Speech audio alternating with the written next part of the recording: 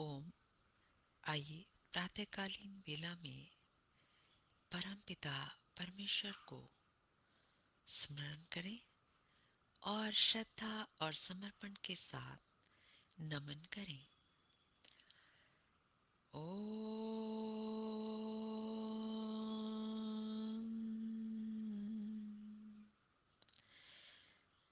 यदङ्गदाशुषे त्वमग्ने भद्रं करिष्यसि तवेतत् सत्यं मङ्गिरः तवेतत् सत्यम् अंगिरः। ओम।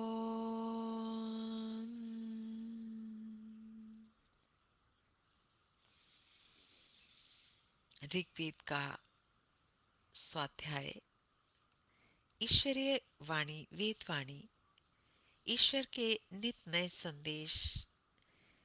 इन्हीं संदेशों के साथ ईश्वर का स्तवन करें और तदनुसार कर्म करें।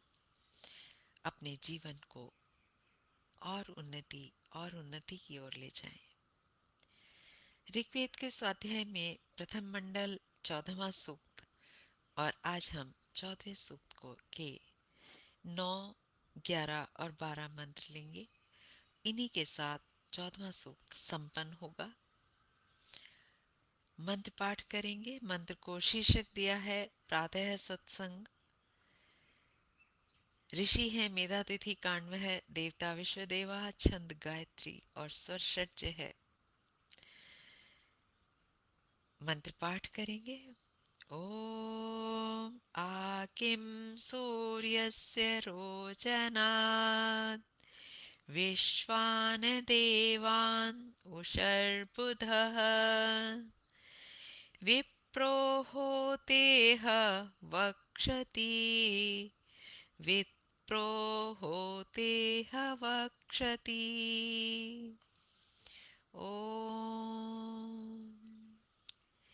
विप्रः अपना विशेष रूप से पूर्ण करने वाला होता, सदा दान पूर्वक अदन करने वाला व्यक्ति, यह इस जीवन में सूर्य से रोचनात् सूर्य के चमकते ही आकीमा सब ओर से विश्वान सब उषर बुध प्रातः काल में जागने वाले देवान विद्वानों को वक्षति लाता है, अर्थात उत्तिष्ठत जागृत प्राप्य वारान निबोधत।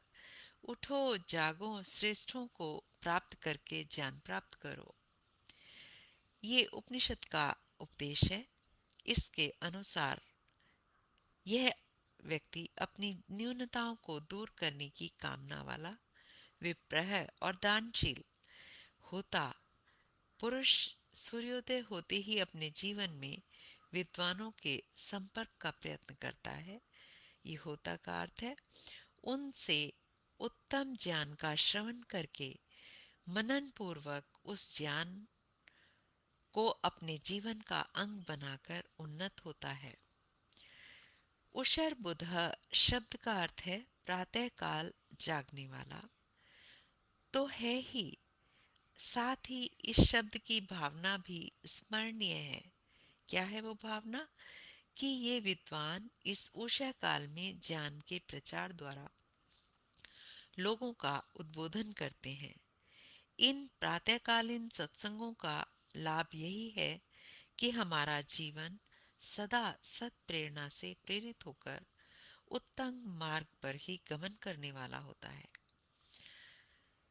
भावार्थ, सूर्योदय होते ही उषर बुध देवों के संपर्क में आकर, उषर बुध प्रातःकाल उठने वाला, हम संपर्क में आकर हम ज्ञान प्राप्त करें, अर्थात सूर्योदय के साथ उठ जाएं और विद्वानों से ज्ञान प्राप्त करें।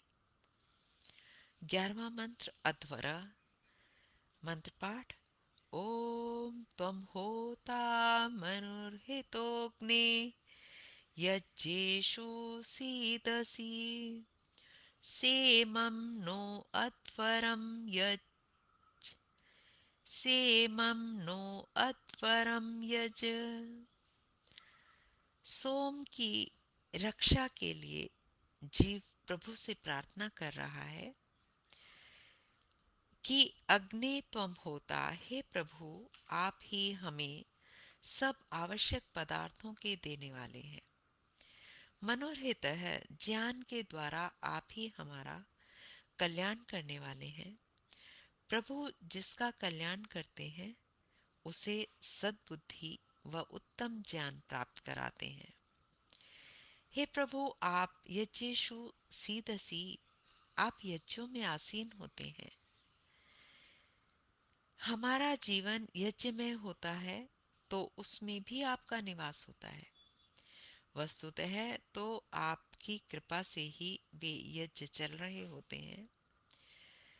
वे आप न हमारे इमम इस अध्वरम हिंसा रहित जीवन यज्ञ को यज्ञ पूर्ण करने वाले हो।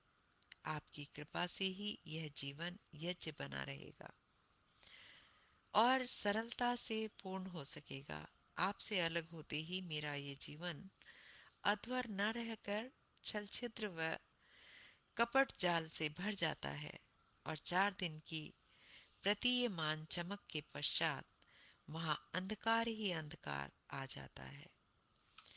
भावार्थ, प्रभु होता है, मनोरहित हैं, अर्थात मनुष्यों का हित का चाहने वाले हैं।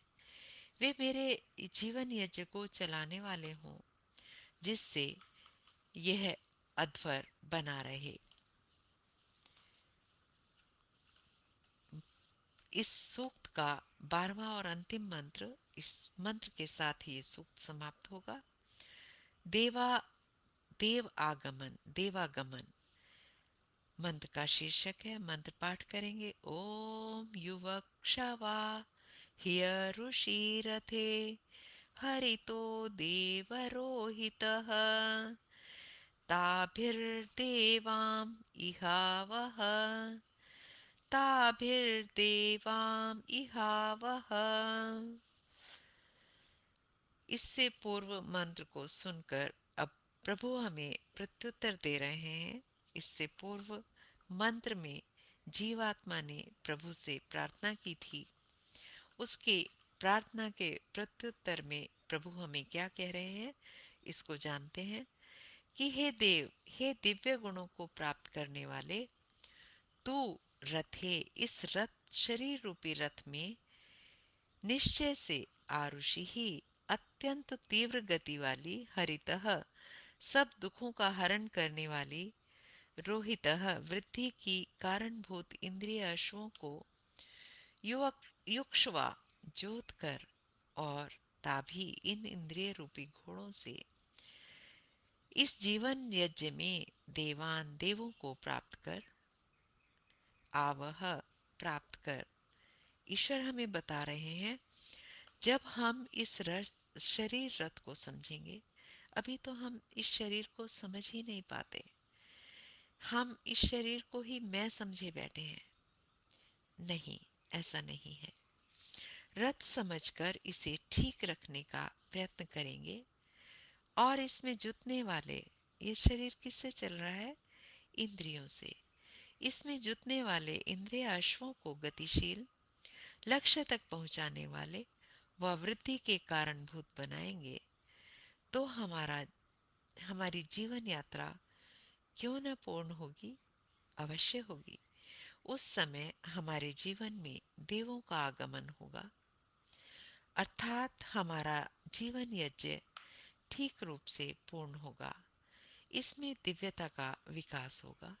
भावार्थ, हमारे इंद्रिय अश्व आरुषि, हरित व रोहित हों, वे हमारे जीवन में देवों को लाने वाले हों। पूरे मंत्र का सार एक बार देख लेते हैं। सूक्त का आरंभ प्रभु की परिचर्या व स्तवन से हुआ था। ये शरीर में रक्षा के लिए अत्यंत आवश्यक है। ये सोमकण शरीर में व्याप्त होने पर शरीर शक्ति देते हैं, तृप्ति का अनुभव कराते हैं, हर्ष के जनक हैं। प्रभु यजशील पुरुषों को इन सोमकणों के पान में सहायक होते हैं। इनके पान करने वाला व्यक्ति जीवन यात्रा में आगे बढ़ता हुआ अपनी में दिव्यता को बढ़ाने वाला होता है। इस सोमपान को समय पर ही अर्थात युवावस्था में ही कर लेना आवश्यक है। इन शब्दों से ये सूक्त समाप्त होता है। ओम इति शम। इन मंत्रों को न केवल पढ़ें, न केवल सुने, इनको अपने जीवन में उतारें, तभी इसका यथोचित फल हमें प्राप्त होगा। ओम इति शम। नमस्ते जी, धन्यवाद।